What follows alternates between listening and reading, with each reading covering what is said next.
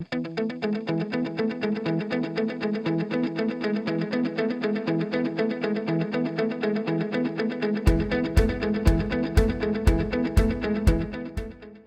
this series, like I said, has been ongoing now for 15 years. We try to cover the unique world of leadership in technology. So we cover all kinds of topics, as you might imagine, from data science to security to artificial intelligence, machine learning. Well, tonight we're focusing our attention on space. And we're very, very glad to have one of our partners here from Periton, and Mark Adams. Mark is the, let me get this right, Mark is the VP of Technology and Engineering with Periton. For any of you that may have grown up with a fascination of space, you know, and then somewhere along the line, either degree-wise or career-wise, you kind of fell off of that track. I was one of those people. I geeked out on space, and I kind of believe that Mark and the group from Periton here are kind of living out my childhood dream in some fashion. So if you still have that as a dream, then you know maybe they can hook you up. They got opportunities. For over 35 years, Mark has worked in the design, deployment, implementation of complex military and advanced communication systems for space. He's got a degree from Johns Hopkins University, and we're so proud to have him with us here today. I'll let you read his extensive bio online if you'd like, but right now I want to introduce Mark Adams. Mark, welcome. Thank you. Can you hear me okay? So I hope you all don't mind if I use some notes, because I was telling my colleague Greg Kaufman over here that if I use notes, I can fill an hour. It's not a problem. The question is whether I say anything that makes any sense to you all. I believe that hopefully my goal here today is really to excite you about the subject of space. And the question is, why did I call it Space 2.0? Because there was a golden age of space that started with the moon missions in the 1960s. But for some reason, for a number of different reasons, the fascination with space, as you said, kind of died out. And there continued to be a lot of work going on sort of in the background related to space systems. But I would say within the last, well, it probably started 10 years ago, but within the last 5 years, the acceleration of space and the importance of space as a domain has become really quite amazing. What I hope to do today in this talk is really give you sort of an overview of what's happening in space systems. But as a student at NC State, by the way, go State, beat Duke, right? I was at Jimmy V's last night for dinner, so we were getting ready for the game.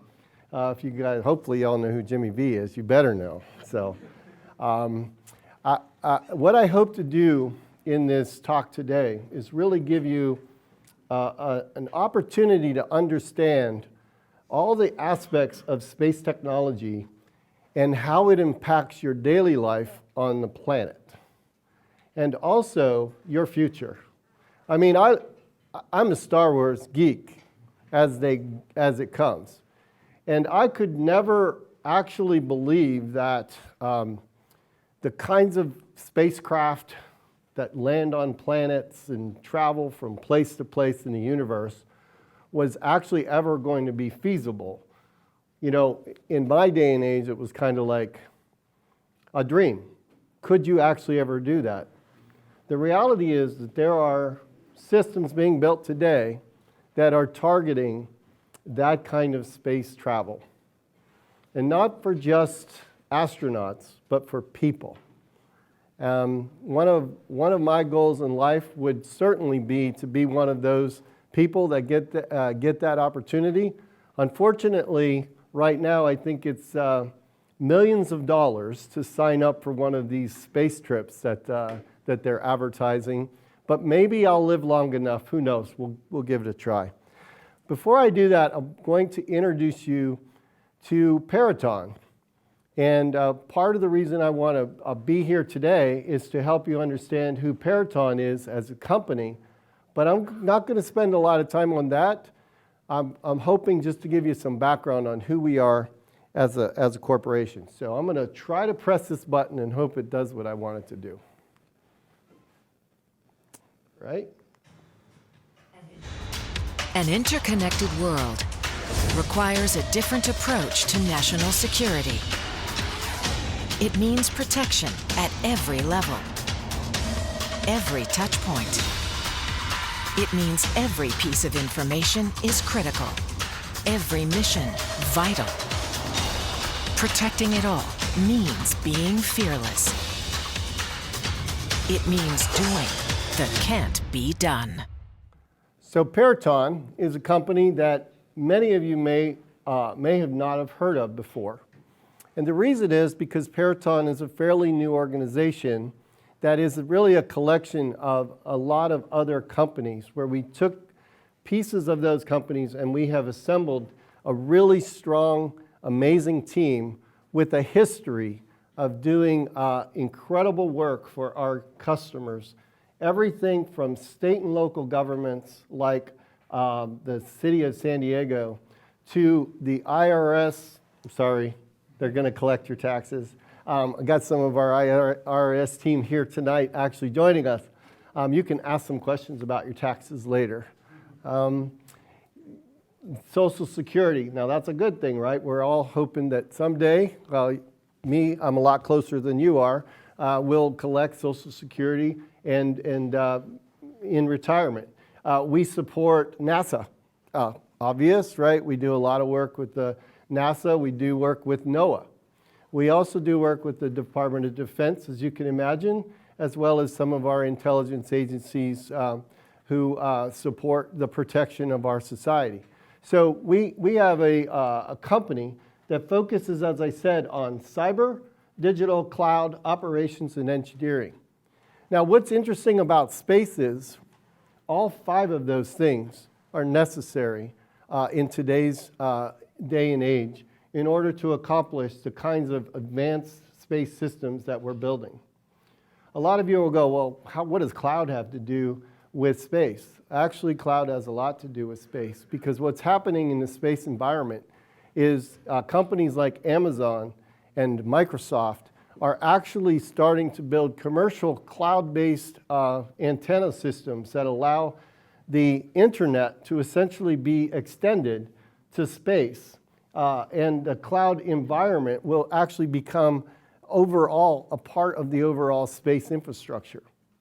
There will be a day, and not too long from now, when space at the moon, you could imagine having servers storing information in cislunar environment, both for government and for commercial purposes. So it's really, really an exciting time to be alive when it comes to understanding what's going on in the space environment. Okay, so why am I showing this? Design your future. You know, one of the things that I've been playing around with, I'm enamored by AI and ML technology. And there's an app on your phone that you can get. I won't advertise them. You can find it yourself. That'll allow you to put some selfies in their system, and essentially they will generate a new life for you. They'll basically generate a set of images that portray you, me, as I like to say on the top left, that is my that's my Star Wars image if I were to be Luke Skywalker.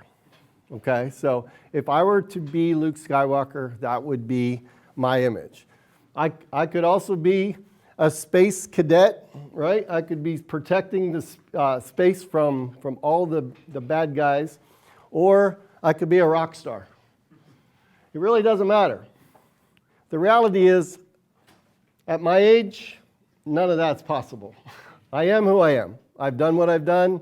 I'm doing cool things, but at your age, with the opportunity that you have, with the education that you're getting at NC State, university and the future that you have in front of you, you have an opportunity to define your future.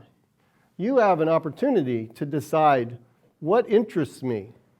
And space is a place that I want you to consider.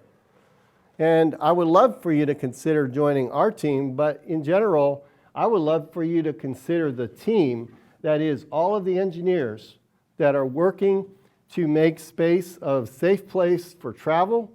It's also doing a lot of things like protecting our planet and understanding the climate, understanding information about our planet and how to make it a better place to live. And all of that is built into what space systems can do for us in our community. So define your future. This is a dream for me. I post these and my wife just rolls her eyes. She's like, that makes you look way too young. And she's right. But I actually like that. So it's good for your Facebook profiles because you obviously look a lot younger than you actually am. So let me talk a little bit about Periton for a minute, just to kind of give you a sense of who we are and what we do in the area of space. And then after that, I want to dig in a little bit about what's going on in the industry to give you all a sense of actually all of the important things that are happening in industry and some of the things that are happening at a macro level that you may have read in the news, but really didn't really quite understand exactly what the impact of it is. So starting with, let me just pull up some of my notes here for a second.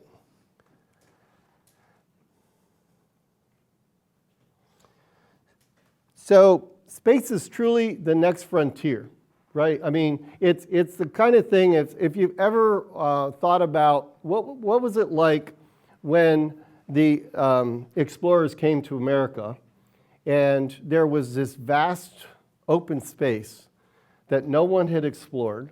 There was no infrastructure. There was no cell phones, right? There was no Wi-Fi, no 5G. Can you imagine? Literally, there was no way to communicate. It was just open space. It was you, your horse, and your tent, and you were exploring a new world, and you were essentially looking at so many dangers and threats in front of you that it was really hard for you to understand, what the potential of the new world was, because it was so hard just to try to live in it.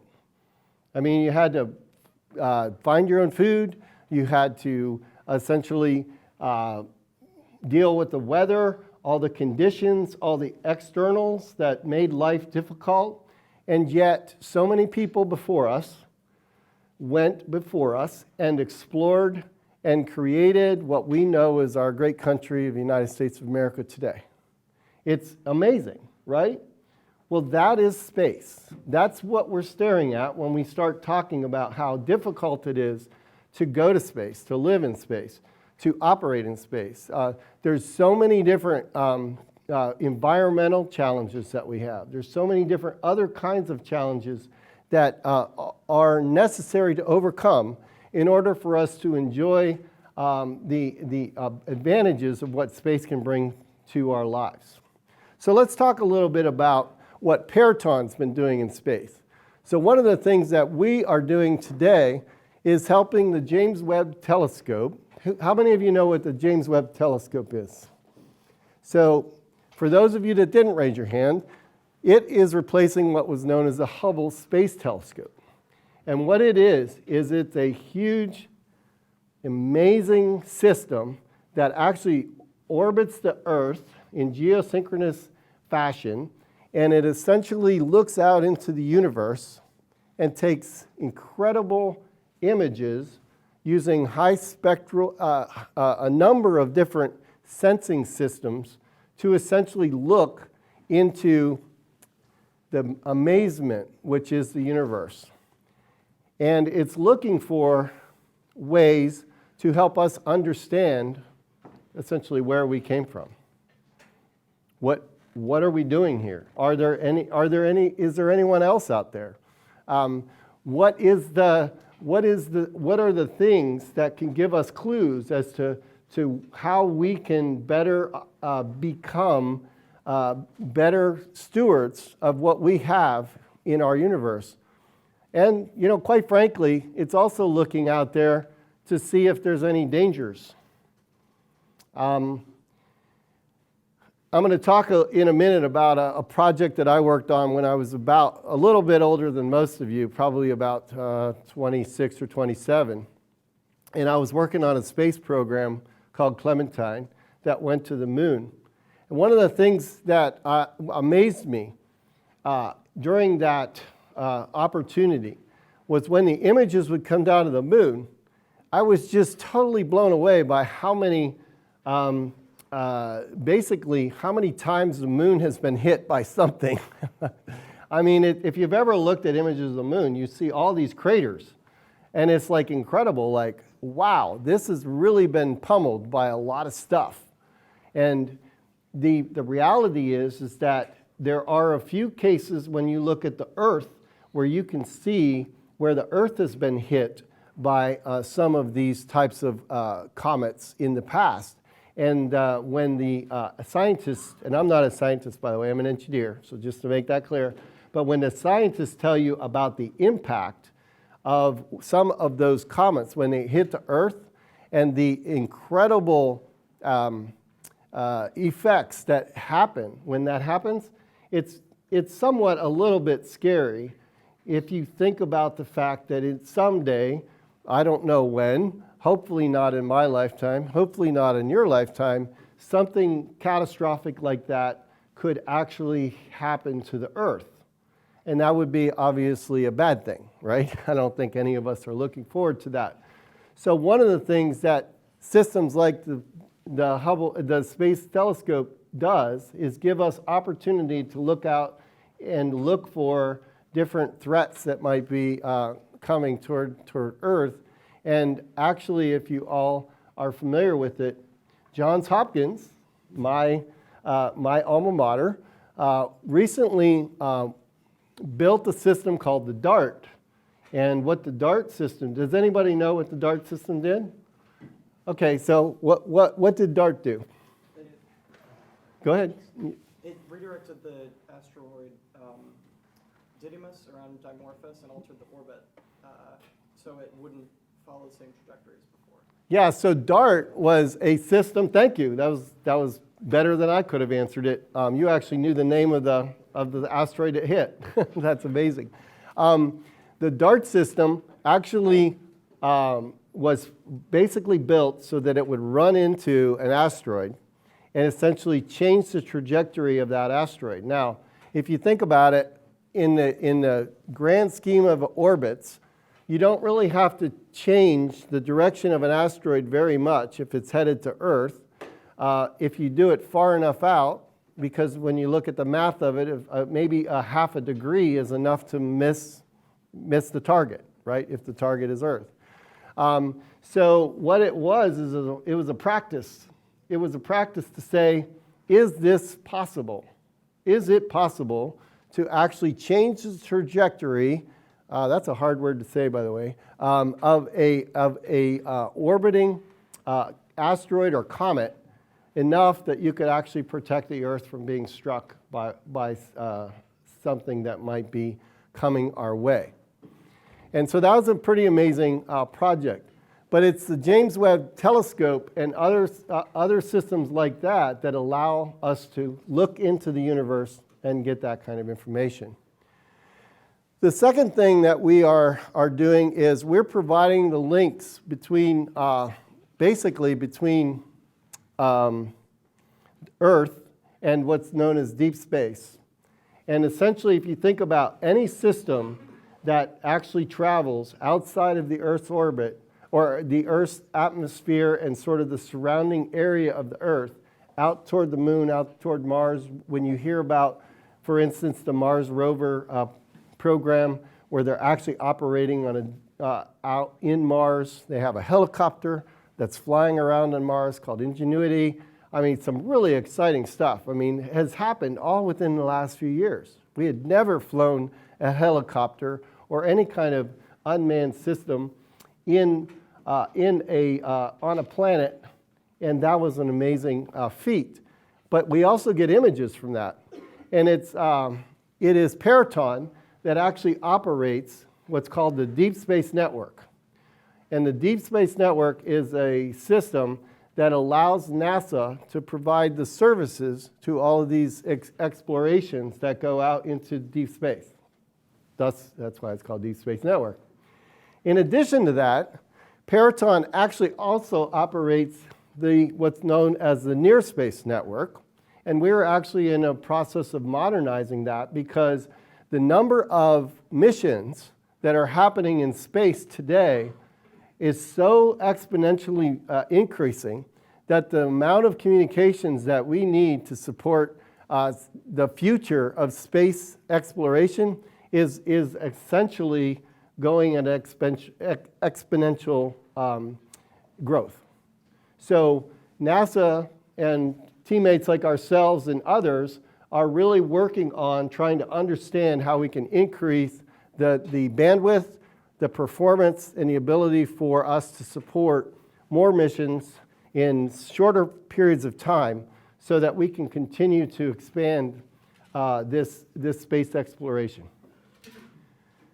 Another thing that we do is we actually also build ground terminals that provide what's called mobile ground systems. So these are systems that aren't fixed in one place, but imagine for the purposes of our Department of Defense organizations, sometimes our customers need to be able to relocate the position of the satellite terminals that they use to talk to their systems so that they are properly placed depending on the mission that they're accomplishing. And so Periton actually builds these mobile satellite receivers and transmitters to allow our customers to actually operate in these areas where they don't normally operate, and provide the ability for them to get closer to the data so that they can use the data in a faster and a more appropriate fashion. So those are just a few of the examples. I'll throw out a couple of other customers. We recently won a contract. We're going to be building ground systems for NOAA to track the new polar JPSS satellites, which are ones that do a lot of the work for our weather predictions and a lot of the work that helps scientists gather the data they need to do climate analysis and to do science around climate change. And so our ground systems will be essentially accepting all the data from those systems as well as providing the command and control and operation of those systems in the future. So we're very excited about that.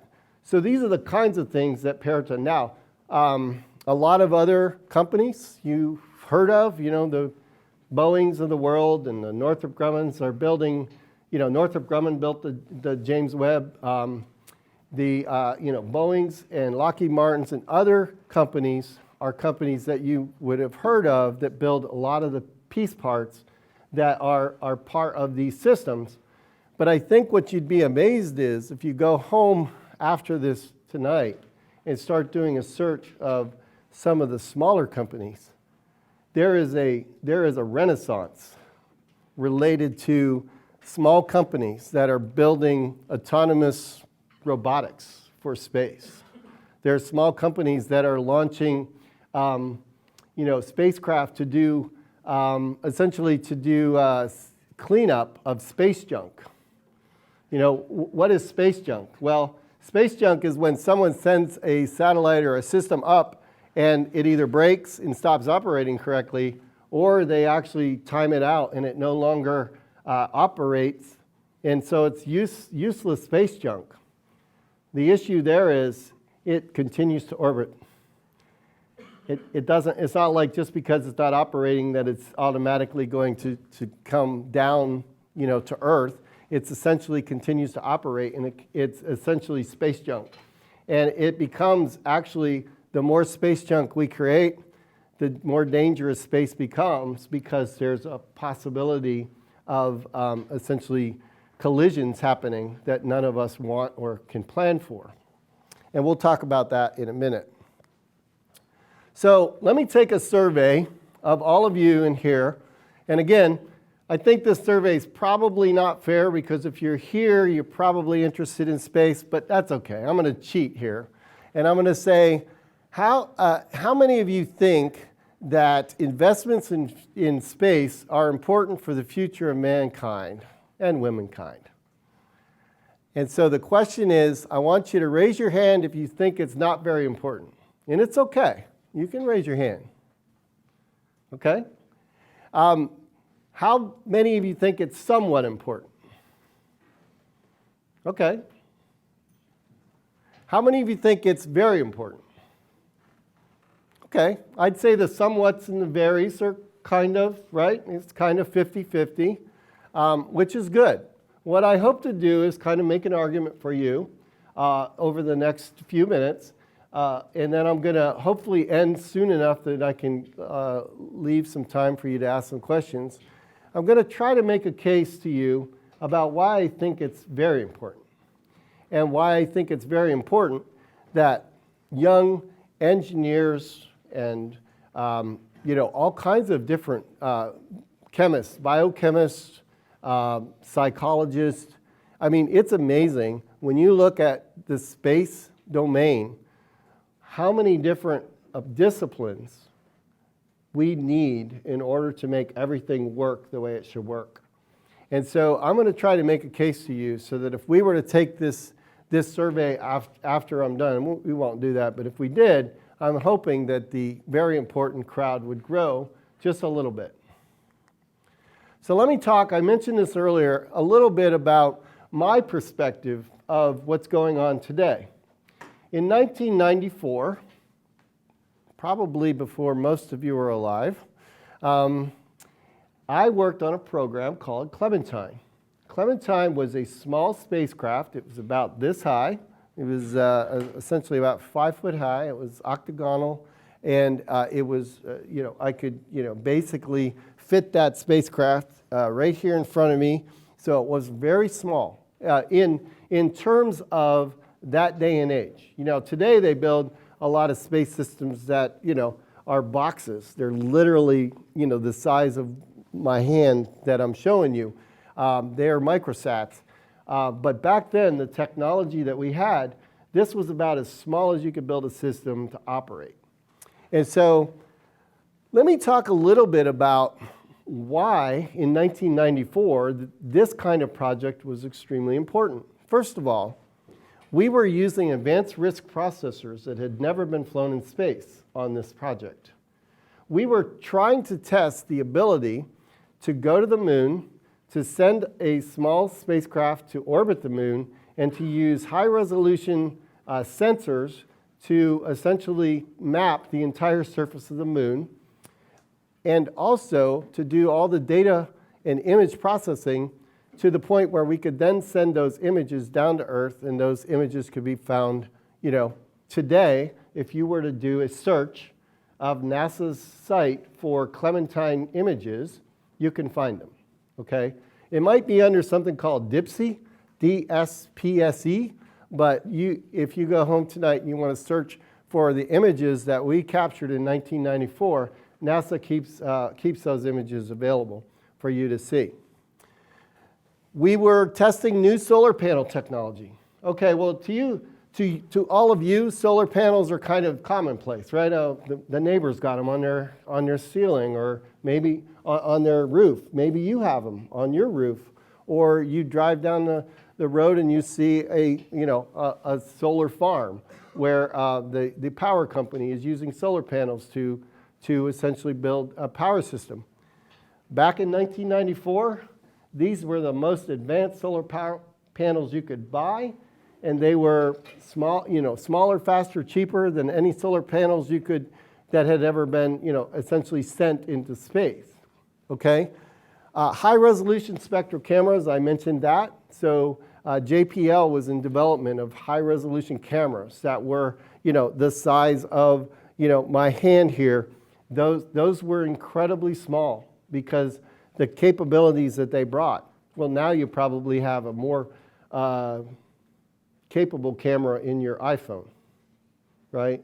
Probably even multispectral, which basically means you can see it at different levels of light and different wavelengths. We had a forward chaining inference engine in that system. What is that? Well, any of you that study the old days of AI and ML, forward chaining inference engines were about as good as it got as it related to advanced autonomy. We could actually build I'll call it a semi-AI system, because those of you who are involved in AI and machine learning today would essentially laugh at the limitations of this forward chaining inference engine. However, what this thing allowed us to do is autonomously plan the entire orbits of every revolution that we went around the moon, and actually time out and take all of the images that we needed to essentially cover the entire surface of the moon. So back then in 1994, that was amazing. Today, it would be commonplace, okay? When you talk about what discoveries we have, we did the miniaturized sensors. We did star tracking, which was kind of unusual. Star tracking is the idea that you can actually take pictures of the stars and essentially understand your attitude and your location in the universe, basically by looking at what the images of the stars. So you're essentially doing what our ancestors did before GPS, where they actually had to look in the sky and see what time it was and say, okay, the Big Dipper's over here. It's this time, so we must be, facing approximately, this direction. I don't even know. I won't say because I get it wrong. We put IP networking in space. Well, wow, that seems pretty easy, right, to all of you. Back then, that was a big deal, right? We actually commanded, and the images came down as IP packets from the spacecraft. That was a first for a significant portion of the technology. Advanced power systems, I mentioned. We mapped the full surface of the moon, and probably one of the greatest things that we accomplished was we actually identified the evidence of ice on the polar caps of the moon. There was a scientist that ran some tests who was able to identify that there might be ice in the polar cap, and then later, NASA a few years later, sent a specific spacecraft with a specific mission to go and actually validate that there in fact was ice at the polar caps, and they did validate that as well at a later date. And now it's actually a very big part of the plans that are being made to actually be able to put resources and people on the moon and be able to sustain life on the moon, because you have to have some way of having water in order for you to be able to live there. So that was a big deal back in 1994. So what about today? So what's going on in the space world that I think as young engineers or young aerospace individuals who are interested in space, or if maybe you're in biochemistry or you're involved in some other domain that might be involved in this future of space, what do we have to consider about what's going on in the space environment? Space real estate. I mentioned this before. Do you see that image I have up there? That's a picture of all the things orbiting the Earth. That's essentially each one of those orange lights is something that is actually part of it, has an orbit within the Earth. And by the way, something very, very small can essentially be considered a threat, because something very, very small, when it's traveling at very high speeds, hits something, bad things happen, right? Especially when you have people that are on the International Space Station And holes in the International Space Station is a bad thing, right? Recently, there was actually a delay in the return of some of the astronauts, or actually it was cosmonauts, from the International Space Station, because the system that they were going, the module that they were going to use to return to Earth was hit by something. And they really still don't really know exactly what it was hit by, but it essentially created a problem with their ability to actually have the safety features that they need to keep that module safe. So they had to hold back, and I'm actually not even sure if they're back yet. There might be another mission being planned to go get them. So things flying around in space are a real problem. That picture in 1960 was empty, right? There might have been one or two space systems flying around for research, or there were early deployments by both Russia and the United States, but that picture was zero. And now here we are. It seems like if you're watching the news, Elon Musk and SpaceX is launching another 60 satellites every couple of weeks to build his new communication system, or OneWeb, or you name it. These systems are both commercial and government, and this collection of systems is growing by leaps and bounds, and it's going to continue to grow. So as you can imagine, there's a lot of software and a lot of data analysis that has to occur for you to actually be able to operate these systems. And there's a lot of need for some data sharing between countries and between companies in order to be able to track all of these things that are going on in space. Space protection.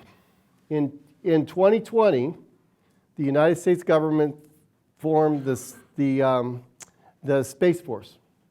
It was Army, Marines, right? Army, Navy, Air Force, and now the Space Force. Why did we feel the need to essentially create the Space Force? Because space is now a domain that needs protection. It's a domain that is now important to our country's future. And so it's not that they're looking to do anything other than to understand that space has now become a domain that has to be considered when you start thinking about protecting our country and our country's role within space. Now, every other country has their own challenges as it relates to that, and it will become a domain that we have to continue to consider. And so the Space Force was formed by the Pentagon because it is a domain that has to be considered, an operational domain. Space life. This is where I had brought up to you that there's so many different disciplines that are involved in space life. If you've ever watched any of these Hollywood movies, like the one with Matt Damon, where he went to Mars and lived on Mars, or if you've seen the TV, there's For All Mankind on Apple. If you've watched that, what you get in those shows is you get a good glimpse of the kinds of difficulties. It is not just the engineering difficulty to build a rocket big enough to go to Mars, but what happens when you get there? How do you live? What happens with your body when you have a different level of gravity that affects you as your physique? So there's health considerations. There's psychological considerations, like how do you deal with isolation or living in space and having a limited social network, or whatever it is. These things are all part of the problem set that we need to solve in order for us to actually be able to continue to move our goal of going into space and to living there. So space life is a very interesting problem set that includes a lot of different disciplines. How many of you know what the Artemis Mission is? Wow. I hate to say it, but that's really disheartening.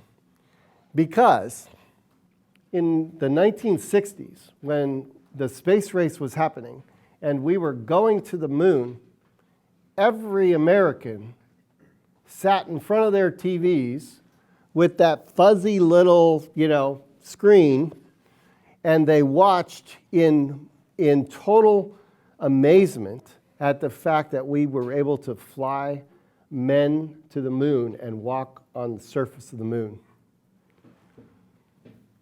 The Artemis mission is our attempt to get back to what we did in 1960. Now, is that crazy or what? I mean, just think about that. We're trying to get back there after we already did it in the 60s and did it many, many different times. And yet, we're doing it in a way I think that's the right way now, because we're not just looking at it from the perspective of we want to go to the moon. We want to go to the moon with with longer term purposes and with an extension out to Mars and to other planets. So we're planning, everything that we're doing is not just to go up there, walk on the moon, and declare victory. That is not what we're doing. So the Artemis mission is NASA's mission to get to the moon with human astronauts. Look at all the different technologies, as I mentioned, that will be a primary part of this. Material sciences, life sciences, artificial intelligence, machine learning, autonomous systems, robotics. I mean, all of this stuff is stuff that you all are learning about and are excited about. And all of these technologies and all these capabilities are necessary for us to be successful at what we're trying to do. And then when you look at the accomplishments, please go look up the Artemis mission and look at what it did. But essentially, they did a dress rehearsal for a future manned mission, which is Artemis 2. They validated technology. They did they gained critical information on the performance of the systems, and they matured technology that's necessary. So that's a really, really important mission for you to go look at. So I want to save time for some questions, but I wanted to challenge all of you back to when I showed you that you all have an opportunity to design your own future. So if you are interested in space, there are so many opportunities, whether you come to Periton and work with us, we would love to have you. Whether you go and you look to work for somebody who builds rockets for a living, or if you want to go work for the government, like someone like NASA, and you want to help sort of design and build the next system architecture that's going to take us to the moon and beyond, or if you want to join a small company, one of these startups that are involved in building all kinds of just amazing new technologies that are going to carry us into the future of space.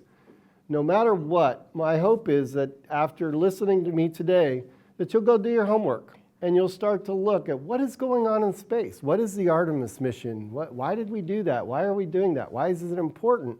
What have we done in the past and what can we do in the future?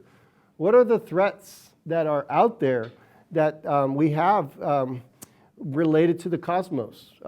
And what are the things that we're doing as a collective humankind and a community of humans to build technology that can essentially help us understand our universe as well as understand what the threats to our future might be and how we might solve that problem, like the DART system where they went and built a system to try to build a way to protect us from something like that.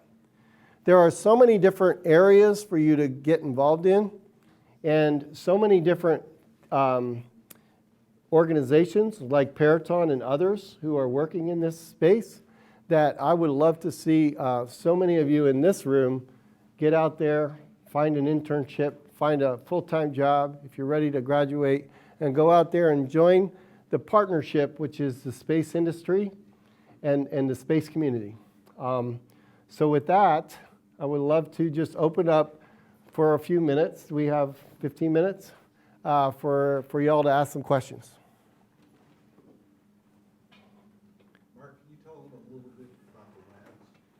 About Peritone Labs. Sure. So Periton also has a organization called Peritone Labs.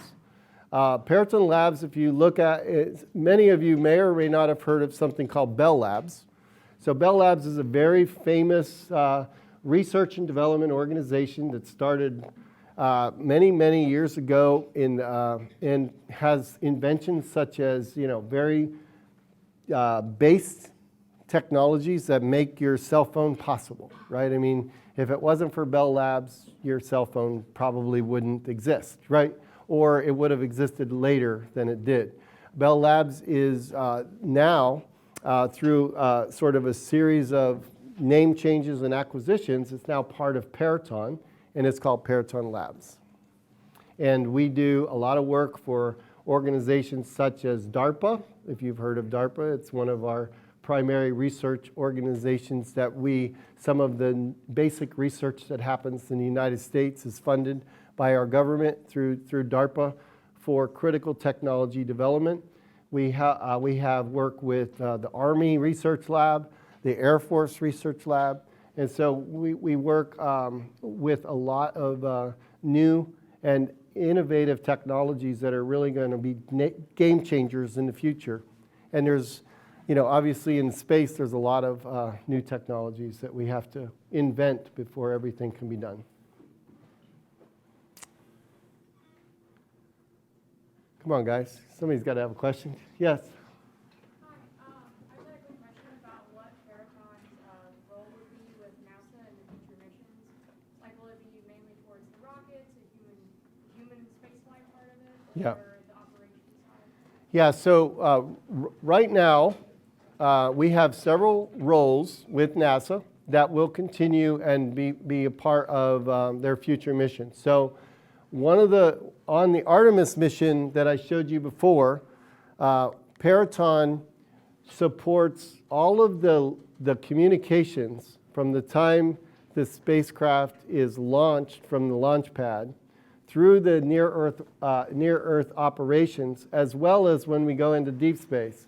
Now, there's a lot of different communications networks, and depending on whether a private entity has its own, but from a NASA perspective, Periton is the primary operator and maintainer of the network of all of those systems. And as I mentioned to you, Periton's in the process right now of helping NASA look at their future to modernize that network, because the network that's in place today is it has limitations based on the number of missions that need to be supported, as well as we move out into closer to having more assets, resources at the moon.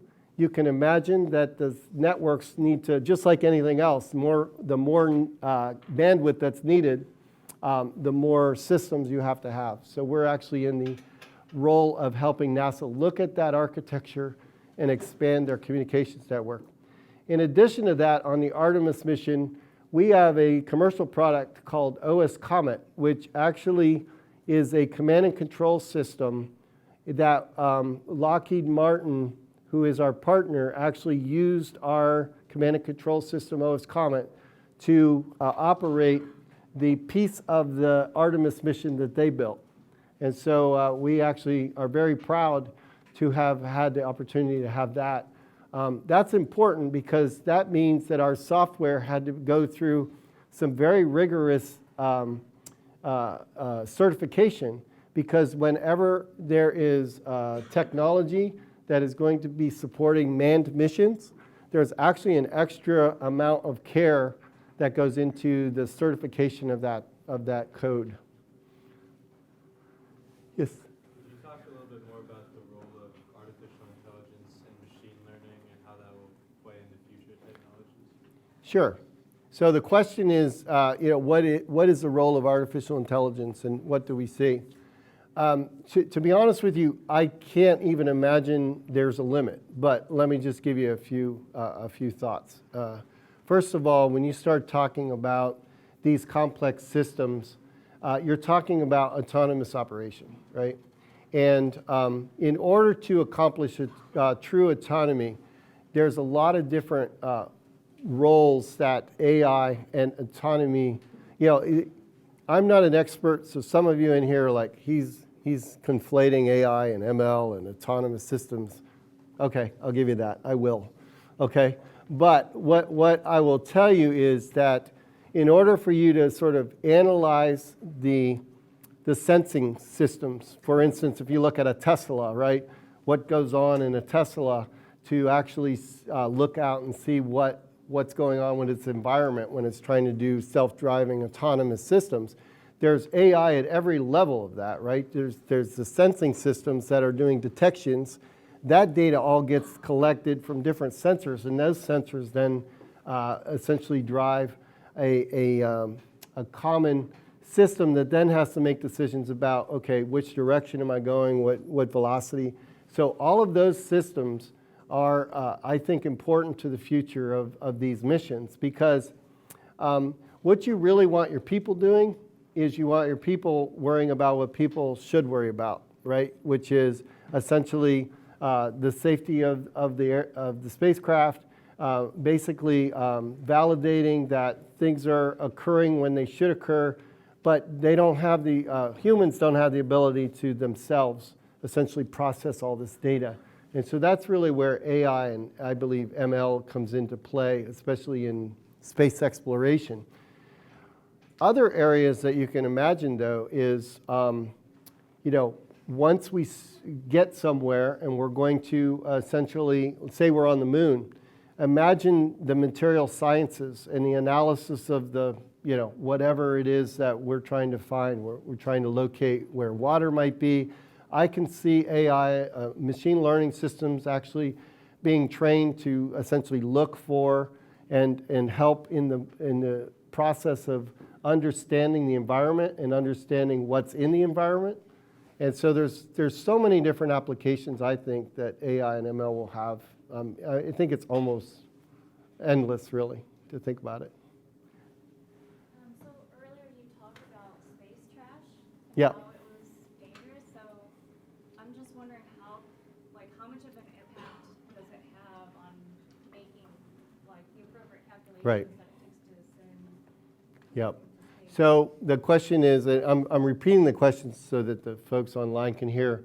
The question is about space trash and what are sort of the challenges with that, and also how do we essentially deal with it today. So what I'll say is right now, the entire industry is early in stages of understanding this problem. And there's a lot of work going on in trying to, first we have to locate everything, right? And unless something is reporting itself, then you have to discover it through other means. So some of the ways that occurs is you can use ground-based radar systems that actually search the skies and identify where all these objects are. And a lot of the data that comes from there basically comes from those ground-based radar systems. There's also other types of there's other types of sensors that are being deployed across industry, and then there's also this work in the policy area about reporting. Right now, unlike a lot of other industries, so if you think about FAA, if you're on an aircraft, right, you have to report your position so that you don't run into another aircraft. That is really sort of early in its stages, and not all countries, not all people that launch and operate systems are all that great about reporting their information. So there's a lot of work to be done in trying to standardize the policies and the practices around being able to report where things are in space. But then there's always the surprise, right, where you have maybe something comes off of a space system unknowingly, or maybe knowingly, someone actually has nefarious reasons for actually putting things up there that nobody knows about. So those are the systems that we really have to work on to try to identify it. And then there's companies, like I said, that are actually looking at how do we actually send systems up there and actually intercept this space junk and actually bring it back to Earth safely and protect systems from being affected by it. There's a lot of software that goes into that, if you can imagine, because everything's moving in an orbit, and they're all in different orbits. They're all at different speeds, and so it's a very complex problem with macro software that has to be built for all that. Yeah, that's actually what I was thinking, because even if you locate it, it moves, right? So how do you, how do you even track that? Unless you put a sensor on it, so you can... You have to put a sensor on it. You have to track its direction, velocity, how fast you think it's going. You have to estimate that, and then you have to watch it to see if you're accurate. And if you're not accurate, you have to change your model. And then once you get the accuracy, then you put that in with all the other thousands of devices, and then you try to make sure nothing's going to run into each other. It's really a complex problem. Yes? Along with the spacecraft, is Periton doing anything to kind of actively get rid of this trash or this debris in space? Is there any futuristic missions that could Yeah. So Periton actually builds space situational awareness software. So we have the stuff I just described there, we actually do. And we have a research and development project where we're actually trying to improve the system that we have. But as far as actually building a system to actually deal with it, we are advising our customers on the problem, and we're helping them understand the problem. And then, as I said, we're collaborating with some industry players who have actually identified this as a business opportunity for them. And our government customers as well are looking for solutions.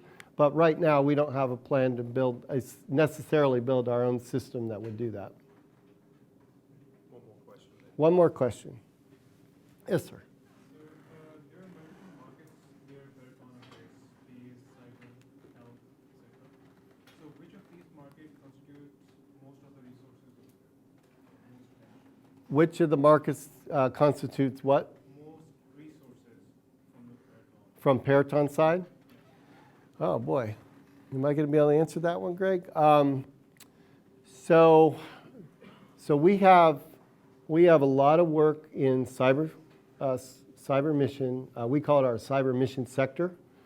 That sector is over $1 billion a year in just cybersecurity related protection and work.